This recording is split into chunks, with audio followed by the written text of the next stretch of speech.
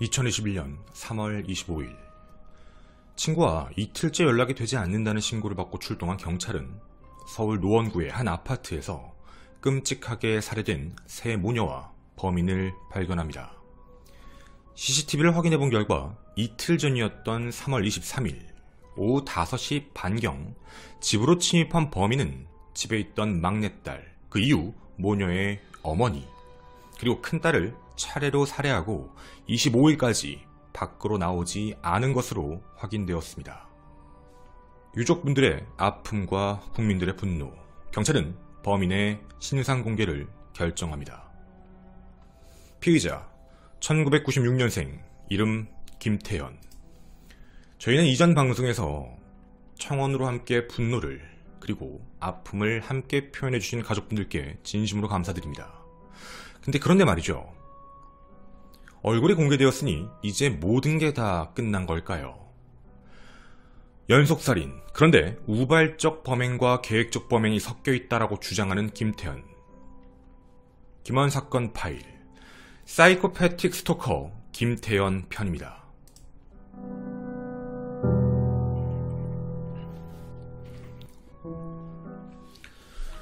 안녕하십니까. 전국 유튜브 독자 여러분, 아프리카TV 시청자 여러분, 김원입니다. 사건의 정황이 속속 나타나고 있습니다. 김태현이 저지른 범죄의 잔혹성에 경악을 했고, 그리고 이에 대한 대책이 없었다는 것에 다시 한번 가슴이 아팠습니다. 누군가가 여러분을 쫓아다닌다면, 혹은 누군지도 모르는 사람이 지속적으로 여러분에게 DM을 보내거나, 혹은 연락을 자꾸 해오거나, 너 어디 있지? 너 뭐하지? 라는 생각, 이런 경험을 하면 어떨까요? 누군가는 이런 얘기를 합니다. 야, 너 따라다니는 사람 있어? 야, 좋겠다. 야, 잘난 척하네. 야, 좀 무섭다. 아마 각자의 입장에서는 참 많은 생각이 드실 것 같습니다. 오늘 우리는 김태현이 얼마나 무서운 범죄를 저지른 것인지, 그리고 사이코패스적 스토킹. 아니, 스토킹도 사이코패스가 있는 거야? 아니요. 스토킹이 왜 사이코패스와 분리할 수 없는 내용인지, 그리고 그 끝이 왜 폭력인지, 왜 살인인지 함께 짚고 가보자 합니다. 나는 아니겠지, 난 안 그러겠지 라는 생각보다 내 가족에게도, 내 지인에게도, 그리고 정말 본인 스스로에게도 일어날 수 있는 일임을 함께 고민해 주시면 더더욱 좋겠습니다. 첫 번째 섹션, 범행 이전의 김태현의 준비 과정입니다. 김태현은 자신이 했던 게임 롤이었습니다. 온라인에서 음성 채팅, 토크온을 이용해 사람들과 같이 게임을 하며 친해지면 정모를 하고 만나는 그런 과정을 겪었었죠. 대부분 김태현이 여성 유저에게 접근했던 정황들이 포착됩니다. 그리고 거기에 피해자인 큰따님이 계셨던 것으로 확인되죠. 1월부터 스토킹을 했다라는 정황들이 보여지고, 그거에 대해 피해자는 두려움을 느끼고 있었습니다. 검은색 패딩이 따라오는 것 같다. 집 앞에 이상하게 서 있는 것 같다. 집까지 돌아가면서 들어가실 정도였으니 말이죠. 이에 대해 김태현은 자신이 이성적 호감이 있었는데 연락을 차단당하고 게임에서도 차단을 당했다. 그거에 기분이 굉장히 나빠서 자신을 깎아내리는 듯한 그 기분 나쁨, 그것 때문에 자존심이 상했고 이런 범행을 저질렀다라는 동기를 이야기하고 있습니다. 그럼 어떻게 주소를 알게 됐는가에 대해서는 SNS 같은 어떤 사진이 올라온 데서 택배 상자에 피해자의 주소가 있는 걸 보고 집이 어딘지를 알았다, 이런 식으로 현재까지 알려져 있지요. 게임을 같이 했던 분들의 이야기로는 평상시 게임을 좋아하고 잘했고 그냥 조용한 성격이었다. 그런데 범행을 앞두고 나서 갑자기 좀 자신이 일이 있다, 바쁘다라고 얘기하며 게임에 들어오지 않았고, 그리고 그 이후부터 다른 아이디를 가지고 차단이 당했으니 다른 아이디를 가지고 피해자의 게임 언제 접속하는지를 보며 퇴근 시간을 확인해온 것 같다라는 판단을 하고 있습니다. 범행 준비는 여기서 끝나지 않았습니다. 범행 이전의 모습입니다. 세간에 알려진 건 큰따님이 자주 다닌 PC방이다 라고 알려져 있는데요. 그 PC방을 방문했던 모습입니다. 3월 23일 범행 20분 전인 오후 5시 8분 피해자의 집에서 약 200m 떨어진 그 PC방의 모습을 나타냅니다. 검은색 후드티, 어두운 바지, 흰 신발, 그리고 뭔가 이상한 봉지 같은 걸 들고 있었지요. 이 내부에서 약 10분 정도 머무른 것으로 확인이 됩니다. 컴퓨터를 한 게 아니라 흡연실에서 담배를 피고 5시 20분쯤 나섰던 것으로 확인이 됩니다.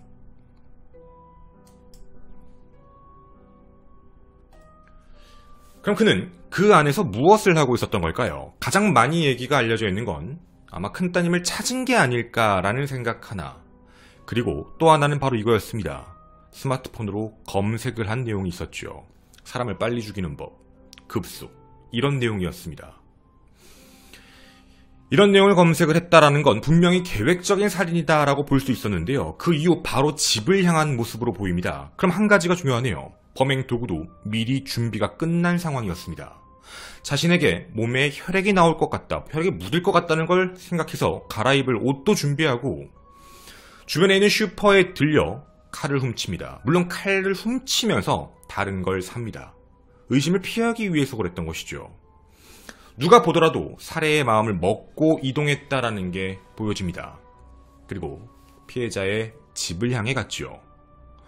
초인종을 누르고 배달기사인 척 위장을 한 뒤 집 안으로 침입, 그리고 그 이후에 끔찍한 살인을 저지릅니다.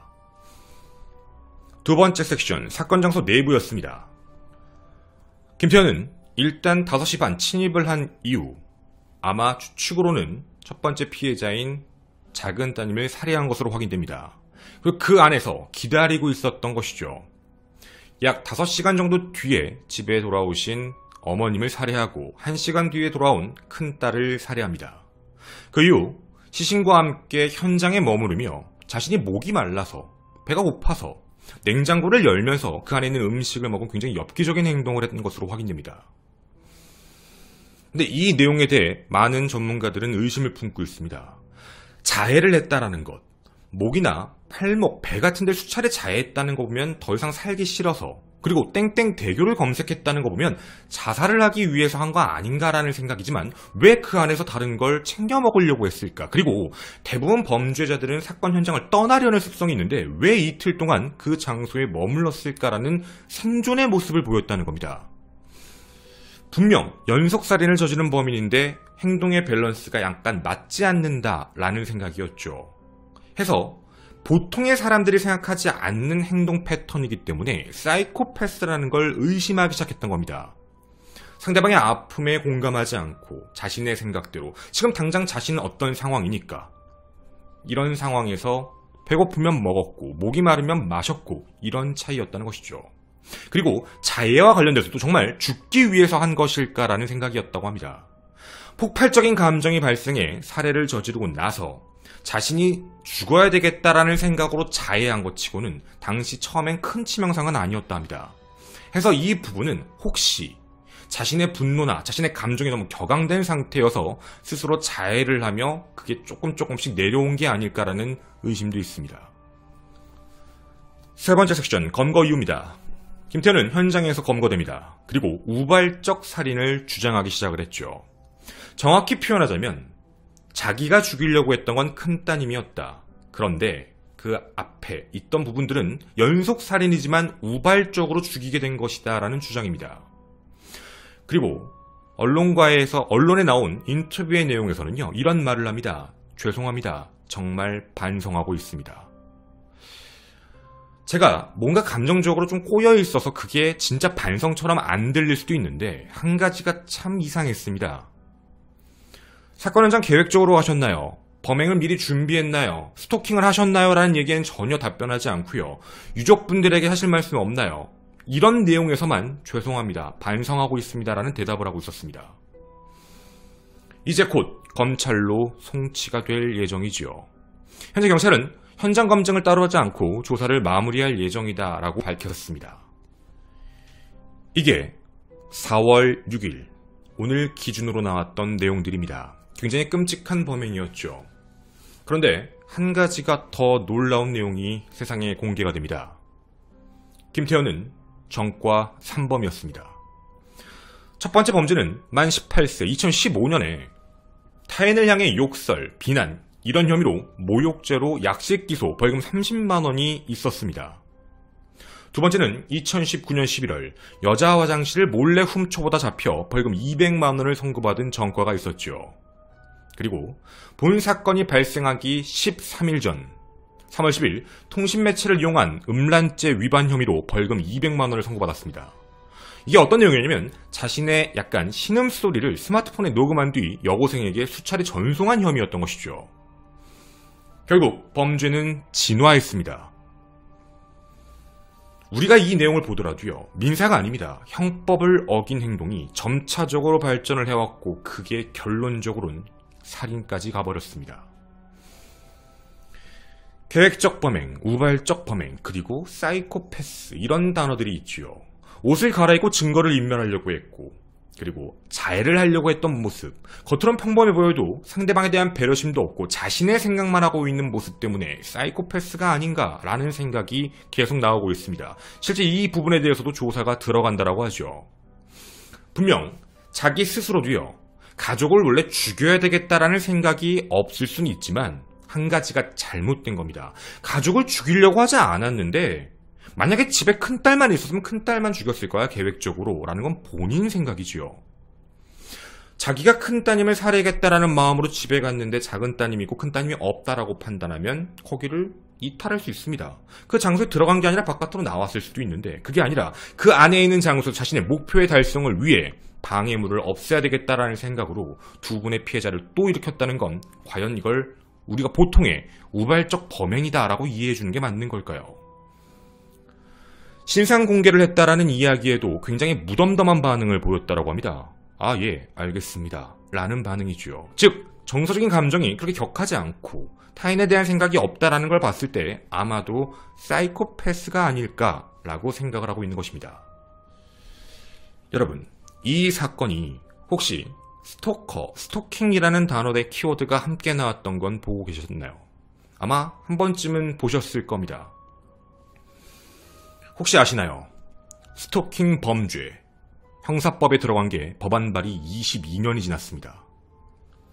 스토킹 범죄, 처벌 등에 관한 법률 제정안, 즉 스토킹 처벌법이 아마 9월 혹은 10월 이때 시행이 되는 것으로 알고 있습니다. 그리고 이건 살인이 아니고요, 스토킹 범죄에 대한 이야기인 것이죠. 보통 스토킹 같은 경우에는 3년 이하의 징역, 그리고 만약 특수적으로 흉기가 있거나 도구가 있을 때는 5년 이하의 징역, 이런 형량입니다. 스토킹 살인, 아마 우리가 스토킹 살인, 스토킹이 이어서 살인이 같다라는 거에 대해서는 굉장히 낯설지요. 우리나라는 지금까지 스토킹이라는 행위를 인정한 적이 없는 경범죄 수준으로 판단했습니다. 여러분께도 한번 여쭤보고 싶습니다. 스토킹이라는 단어에 들으시면 어떤 느낌이 오시나요? 아, 좋아해서, 좋아하는 마음을 표현하고 싶어서 어떻게든 자꾸 따라가고 쫓아가고 앞에서 기다리고 있고 뭐 이런 표면 정도의 느낌이 드시나요? 한 가지 중요한 게 있습니다. 우리는 지금까지 스토킹 범죄에 대해서요, 피해자의 입장을 생각하지 않았습니다. 당하는 사람이 얼마나 무서울까? 오늘 그 이야기를 함께 가해자와 피해자 중심으로 말씀을 드리고자 합니다.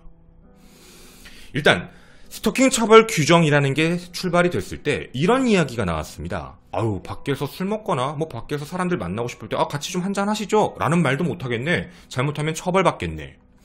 내용을 정확하게 들어보시면 이야기가 다를 겁니다. 스토킹 처벌에 규정한 스토킹 행위는 어떻게 규정이 되어 있냐면, 상대방이나 가족에게 이유 없이 접근하거나 지켜보는 행위, 우편, 전화, 정보통신망, SNS 같은 거겠죠. 이런 걸 이용해 물건이나 글, 영상 등을 보내 불안감을 유발하는 행위, 그 안에 지속적이거나 반복적으로 행할 경우 처벌을 한다는 규정이 있습니다. 매우 쉽게 말씀드리면 상대방이 명확하게 거절 의사를 표현해도 불구하고 상대방이 원치 않는 방법대로 자기만의 의사소통을 시도하는 것 자체가 범죄라는 겁니다. 이걸 누가 야, 그거를 너무 오버하는 거 아니야? 라고 생각을 하게 될까요? 입장을 바꿔볼까요? 본인은 안 당할 것 같다라는 생각이 드시나요? 여러분이 예를 들어 여기 지금 아프리카TV 라이브에서 어떤 시청자와 시비가 붙었습니다. 말싸움을 했습니다. 채팅이었는데요. 그런데 갑자기 어느 날 여러분의 SNS에 이런 메시지가 도착합니다. 너는 알지? 너 얼마 전에 나한테 욕했지? 너 부산 살지? 무시하실 건가요? 뭐야? 별거 아니네. 차단. 다른 아이디로 들어와서 너 부산 살지? 조만간 보자. 너 어떻게 될지 한번 보자. 아무런 행동을 강한 건 없습니다. 근데 자꾸 이런 걸 보내는 거죠. 차단. 너 해운대 살지? 어느 날은 제가 슈퍼에 가거나 이동하는 멀리서 찍은 사진을 보냅니다. 차단해봐. 난 계속 보낼 거야. 너 조심해. 여러분은 어떤 생각이 드시나요? 이게 지금 이 이야기가 젠더의 느낌으로 들리시나요? 피해자는 누구나 될 수 있습니다. 자, 그리고 이 범죄 행위의 가장 큰 문제점은요, 가해자들도 문제입니다. 가해자들의 가장 끔찍한 문제는 스토킹 범죄자들 대다수가 자신을 병이 있다라고 판단하지 않습니다. 즉 치료받을 생각 자체가 없다는 것이죠. 스스로 확고한 믿음이 있습니다. 우리가 보고 있는 이성적 접근이 불가능하다라는 내용이죠. 이 뜻은 우리가 어떻게 판단하는 게 맞을까요? 피해자를 위한 보호장치가 제도적으로 무조건 필요했던 상황이라는 겁니다. 가해자는 치료가 되지 않는데 피해자는 당해야만 된다라는 것이죠. 근데 이 법안 자체가 20년이 넘게 처리가 되지 않다 이번에 처리가 된 것입니다. 개인적으로 우리 스스로가 해결하고 싶다고 해결할 수 있는 게 아니죠. 신고하면 이런 얘기가 나옵니다. 그래서 뭐 직접적인 위협 행위가 있었나요? 가해 행위가 있었나요? 아니 그건 없고 자꾸 위협을 해요. 자꾸 보내요. 아 근데 이걸로는 처벌 안 되는데. 당해야 된다. 이걸 과연 누가 이해할까요? 우리 스스로가 당하게 되면 개인적으로 절대 해결할 수 없는 문제가 발생되는 겁니다. 그리고 이 스토킹 범죄 행위에 대해서는요, 한국 내부에 정확한 어떤 범죄 심리학적 내용이 적혀 있는 게 많이 없습니다. 외국 사례들을 살펴봤는데요, 저는 정말 놀랐습니다. 아, 스토킹을 크게 나누면 진짜 이게 맞구나. 여러분도 한번 같이 고민해 주시면 좋겠습니다. 여러분, 스토커는 두 가지 중에 하나일 가능성이 높다는 말에 동의하실 건가요? 첫째, 사이코틱, 즉 정신적인 문제 때문에 스토킹을 하는 사람. 둘째, 사이코패스적 스토커입니다. 즉 사이코패틱이라고 하는데 그게 어떤 내용이냐면 상대방 감정이 중요한 게 아닙니다. 내가 중요하니까, 내가 하니까. 네가 날 좋아하든 싫어하든 중요한 게 아니라 내가 알아서 하겠다고. 이런 내용이죠. 그럼 이 둘 중에 과연 어떤 게 정말 무서운 내용일까요? 대부분 사이코틱 스토커를 어떻게 얘기를 많이 하냐면, 예시를 들자면 연예인들, 인플루언서들 뭐 이런 식으로 얘기를 많이 합니다. 본 적이 없는데 나를 안다라는 이유만으로 나를 집착하고 나에게 스토킹 행위를 한다라는 그 무서움 때문인 것이죠. 어떤 성별이 중요한 게 아닙니다. 뭐 예를 들자면 갑자기 너가 날 공격했잖아, 네가 나 욕했잖아, 지속적으로 괴롭힘. 난 그런 적이 없는데 갑자기 저희 집에 와서 차에다가 돌을 던지고 집에다가 돌을 던집니다. 잡아놓고 봤더니 네가 내 욕했잖아, 그런 소리가 들려, 너 그런 행동했잖아. 그런 적이 없는데 이런 행동이 있을 수도 있는 것이죠. 그런데 김태현이 저질렀던 내용, 사이코패틱한 이 스토커는요, 완전 이런 내용입니다. 아는 사이죠. 아는 사이에서 발생을 많이 일으키고 자신 스스로가 감정을 만들어 놓습니다. 예를 들면 이런 사건의 주체는 피해자가 잘못한 경우가 없습니다. 피해자가 뭘 잘못했을까요? 정확히 표현해볼까요? 피해자는 자신이 이런 일의 피해자가 될 줄 몰랐을 겁니다. 이런 스토커들에겐 상대방이 싫어 라고 얘기하는 것, 거부하는 거에 대해서 큰 의미가 없거든요. 본인 스스로가 이미 내가 소유하겠다 라고 마음을 먹는 순간 생각은 확장됩니다. 안 돼? 죽여서라도. 집착으로 변하는 것이죠. 이게 가해자가, 사이코패틱한 스토커들이 이런 생각을 한다는 걸 우리는 알지 못합니다. 본 사건에서 피해자의 입장에 생각해봐도 아 무서워, 쫓아다녀, 왜 저러는 거야, 아 근데 무서워, 집도 돌아가야 되고, 아 왜 저러는지 모르겠어. 살인을 예상했을까요? 예상을 했다면 이렇게 끝나진 않았을 겁니다. 피해자의 입장에선 늘 예측 불가능한 상황에서 가해자가 범행을 일으키고 있는 상황인 겁니다. 하지만 요청하고 도움을 청할 때가 없다라는 것이죠. 여러분, 이 내용, 스토킹 범죄에 대해서 여러분은 어떻게 생각을 하십니까? 사회적으로 어떻게 처벌을 해야 되고, 그리고 피해자를 어떤 식으로 보호해야 되고, 그리고 또 하나 중요한 게 있습니다.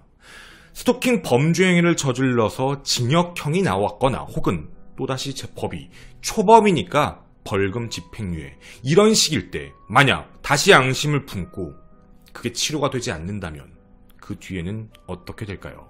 현재까진 소극적 대처로 경범죄, 이제 도입되는 형량, 과연 이게 제대로 자리를 잡을 수 있을까요?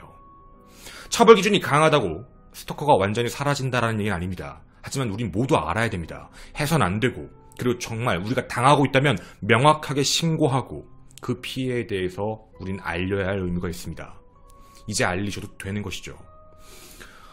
스토킹을 당하는 사람, 이런 말을 합니다. 너가 늦게 다녀서, 너가 행실이 바르지 않아서. 옛날에 이런 일이 있었지요. 이춘재 연쇄살인 사건이 발생했을 때 미니스커트를 왜 입어 그러니까 피해자 탓을 합니다. 저희가 과거 스토킹 범죄를 한번 촬영했던 적이 있었습니다. 신림에서 있었던 사건이었죠. CCTV가 외부에 공개됐습니다. 찰나의 순간이었죠. 집으로 따라 들어오서 집 문을 열려고 했습니다.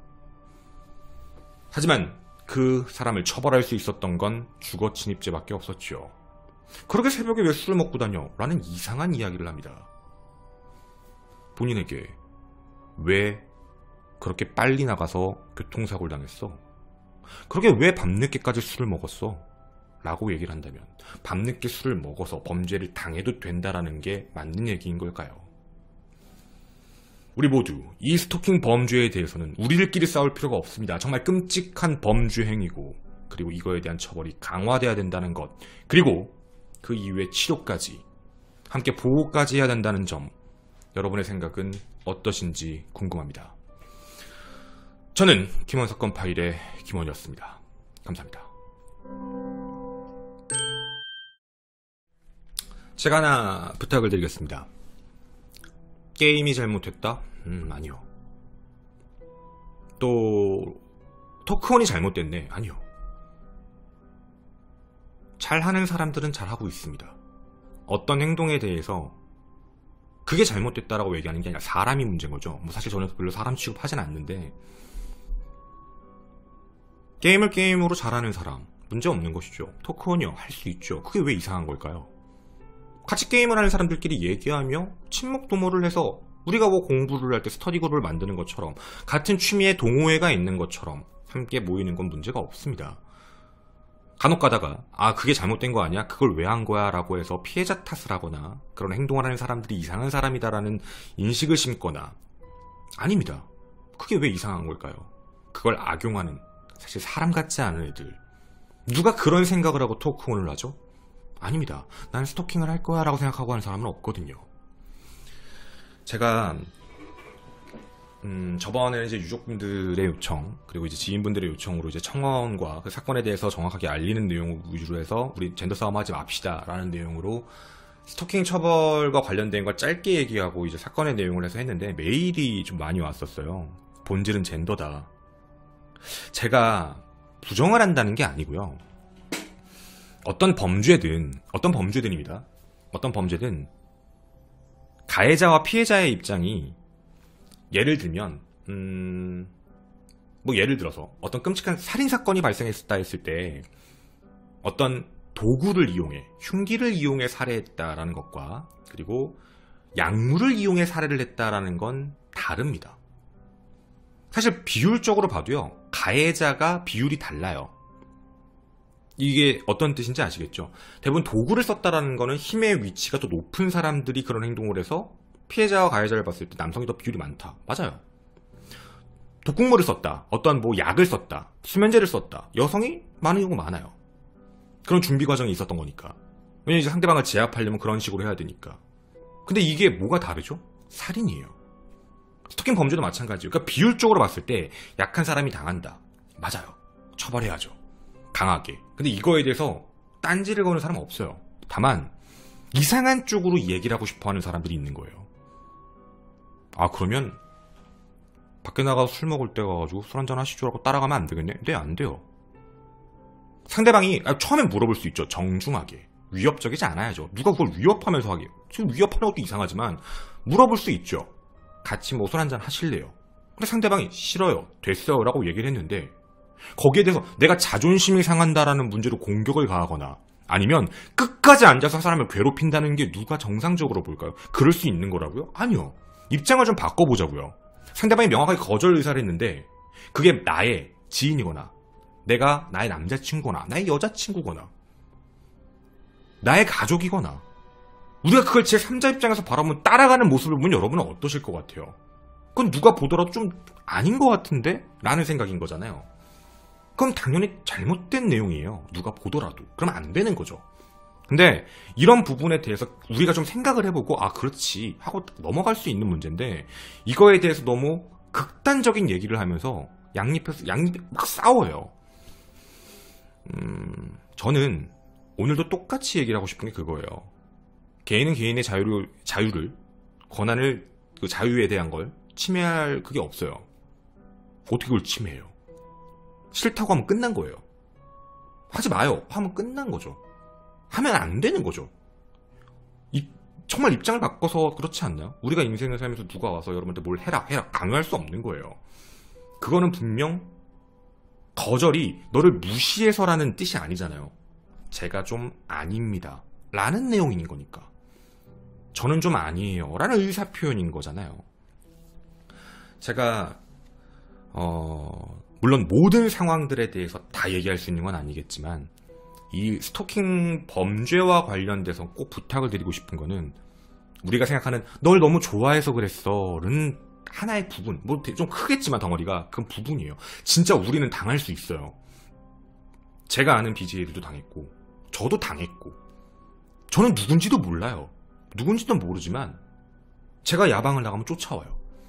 야외 방송을 하면 이런 식인 거예요. 그리고 내가 어디로 가는 진짜 그런 거예요. 보통 사람은 누구나 생각하지 않아요. 여러분한테 한번 여쭤볼까요? 제가 야외 방송을 하면서 집으로 라이브를 하면서 가고 있어요. 집을 안 찍겠죠? 가리고 있지만 내가 택시 타고 이동하는 동선을 쭉 봐요. 건물 간판을 봐요. 건물 간판을 검색해서 어느 동선으로 가는지를 확인해요. 그 내 집을 알아내면 여러분 어떠실 것 같으세요? 이거를 정상적 행동이라고 보실 건가요? 당연히 이상한 행동이에요. 보통 사람은 그러지 않아요. 그건 잘못된 행동이에요. 그러니까 이런 문제에 대한 부분들은 누구나 다 당할 수 있어요. SNS 스토킹 진짜 많아요. SNS에서 자기가 사는 주변에 대한 것들을 많이 찍으면 그 사람이 거기 사는구나를 아니까. 그러니까 이런 내용들을 봤을 때 나는 모르고 있는 거죠. 내가 스토킹을 당하고 있는지. 모르고 있는 상황에서 그 사람이 머릿속으로 모든 걸 생각하고 있을 때 그게 그리고 피해가 들어왔다는 건 내가 이미 피해를 느꼈다는 건 늦은 거죠. 이미 그 사람 혼자 머리로 다 생각한 거니까. 그러니까 피해자가 느끼는 그 순간은 늦은 거예요. 이 스토킹 범죄에 대한 거는. 늦었잖아요. 이걸 어떻게 처리를 할 거예요? 하지마! 그걸로 끝날 문제가 아니에요. 얘는 이미 머릿속으로 생각을 끝내버린 거예요. 그게 사이코틱 범죄, 사이코틱 스토커든 사이코패틱 스토커든 어쨌든 걔는 생각을 끝내놓은 거잖아요. 그럼 난 어떻게 해야 돼요 이걸? 지금까지는요 방법이 없었어요. 그냥 뭐 얘기해봐야 따라온다고 신고하면 경범죄로 끝나고 이러니까. 그러다가 사건이 발생하면 사회가 난리가 나죠. 난 그 말에는 동의해요. 지난 그 오랜 시간 동안 난리가 났었어요. 이 세상이. 근데 거기에 대해서 그냥 뭐 회하고 지나고 아유 저 뭐 극소수한테 그런 일이 발생하는 거지. 자꾸 이런 식으로 얘기하면 그 발상 잘못된 건지 저도 인정하고 정말 잘못된 생각이에요. 그렇게 얘기하는 거. 그냥 특정 누구한테만 일어나는 거지 별거 아니지. 아니에요. 진짜 이거는 점점 심해질 수밖에 없는 내용이고 처벌도 강하게 해야 되는 게 맞고 그리고 피해자가 어필을 강하게 할 수 있는 해줘요. 이걸 막아줘요. 라는 걸 제도적으로 분명히 만들어놔야 되고 그리고 그런 가해자가 치료를 받을 수 있게도 해야 돼요. 전 진짜 걱정돼요. 나중에 그거 신고했는데 이런 거 다 걱정 똑같이 하잖아. 신고했는데 만약에 자 초범이니까 자 벌금 집행유예 나왔어요. 근데 그 사람 마음이 만약에 딴 쪽이면 뭐 신고했어. 스토킹 범죄에서 스토킹 살인으로 가면 어떡해요? 이걸 고쳐주거나 치료를 시키는 것들도 들어가거나 제도적으로 더 뭔가가 발전돼서 그러니까 물론 제가 함부로 얘기할 수는 없겠지만 진짜 그것도 진짜 걱정되는 거예요. 그러니까 이런 부분에 대해서는 내가 될 수도 있고요. 네, 내가 될 수도 있고 우리 주변 사람들일 수도 있어요. 그래서 여러분들께도 이거를 우리들끼리 싸우지 말자라고 이야기하는 게 지금 우리 유튜브 보시는 분들이 있잖아요. 오늘 이 방송이 아까 뭐 1600, 1700, 1800분이 보시면서 맞아! 이러면서 저한테 뭐라, 이 앙을 다 이해해요. 맞네. 위험하네. 무섭네. 이게 보통 사람들의 생각이에요. 그러니까 자꾸 이상하게 어그로 끌고 싶어 하고, 이상하게 삔또 상하고, 뭐 이상하게 극단적으로 가려고 하는 애들하고 싸우지 마세요. 그거는, 아니에요. 대부분 다 보면, 조금 잘못된 거 맞아. 라고 생각을 할 수밖에 없어요. 이걸 누가 이걸 과연, 그걸 이해해줘야 되는 거 아니야? 라고 발상을 하겠어요. 그러니까, 그런 일이 좀 없었으면 참 좋겠고, 그리고 이 처벌 규정에 대한 게 더 강화됐으면, 그리고 명확했으면 좋겠고, 치료와 관련된, 그리고 피해자 보호와 관련되어 있는 부분도 잘 진행이 되었으면 참 좋겠습니다. 감사합니다. 이건 뭐 뒷이야기인데, 이러면 뭐 데이트 폭력, 뭐 이런 스토킹 범죄, 막 이별을 했는데 스토킹을 하는 거야 자꾸. 근데 그거에 대해서 피해자 탓을 해요. 알고 만났어? 걔가 그런 행동을 할 줄 알았어? 몰랐잖아. 그런 행동을 할 거라고 누가 예상을 하고 만나. 발현이 되니까 헤어진 거잖아. 처음엔 안 그래가지고 만났는데 헤어졌는데 막 와가지고 폭력 행사하려고 그러고 스토킹, 그때 안 거지. 이게 왜 피해자가 잘못한 거야? 그러니까 이런 부분에서, 그러니까 물론 이렇게 또 얘기를 하면 또 깊게 넘어가시게, 뭐 이별의 행동에, 이별의 원인에 대해서 제공했을 수도 있잖아, 막 이런 이제 딥하게 들어가시는데, 제가 늘 말씀드리지만 어쨌든 이별의 행동을 제공했다라고 해서 상대방을 끝까지 이제 괴롭히고 쫓아가서 스토킹하고 겁을 주고 위협을 주고 이런 행동이 맞다고 생각하는 누가 있을까요? 보통 사람은 비슷해요. 보통 사람은, 죄송합니다, A쌍 유족하고 그래, 꺼져, 이거예요. 안 되겠다, 이제 못하겠다, 뭐 이런 거. 그러니까 제가 진짜로 부탁드리고 싶은 거는, 이런 스토킹 범죄와 관련되어 있는 문제는 진짜 피해자를 탓하는 부분이, 피해자가 의사표현을 안 했는데 그랬으면 사실 스토킹이 아니잖아요. 피해자가 하지 말아달라고, 무섭다고 얘기를 했는데도 그런 행동을 하잖아요. 그럼 이건 진짜 잘못된 게 맞는 거예요. 하지 말라 그랬는데 하는 거니까. 그리고 얼마나 무서울까. 사실 좀 공감하기가 너무 힘들어요, 이런 내용들은. 우리가 겪어봤다라고 생각하는 그런 느낌이 아니니까. 그런데 아까 제가 이제 예를 들어드린 것도 모든 사람이 공감했으면 좋겠어서 좀 표현을 그렇게 했던 거예요. 뭐 게임하고 있는데, 아니면 채팅 쳤는데 누가 와가지고 시비 걸고 계속 연락을 했으면 기분이 어떨 것 같으세요? 라고 했던 게 바로 이거였던 거예요. 근데 제가 생각해보면 저 무섭다, 이거 무서울 수 있다. 근데 그 감정이, 우린 무서울 수 있다잖아요. 무서울 수 있다. 근데 그게 아니라 이거 진짜 당하는 사람은 진짜 다른 거예요. 차원이 다른 문제가 되는 거잖아. 얼마나, 그러니까 세상 모든 게 얼마나 무섭겠어요. 어디서 어떤 게 오펜스가 들어올지 모르는 거니까. 그러니까 좀 다 같이 이해하고 받아들이고 다 같이 생각이 많이 바뀌고 그랬으면 참 좋지 않을까라는 생각이에요. 그리고 저도 스토킹 피해를 당했거든요. 근데 여기 당하신 분들도 꽤 있으실 거예요. 근데 그 스토킹 피해가 꼭 사랑하는 사람이어서가 아니에요. 여러분들 말씀드리지만 다른 걸로도 너 뭐하고 이런 일 끝에 살인사건이 발생한다, 사망사건이 발생한다, 뭐 옛날부터 많이 있었죠. 무서운 거예요.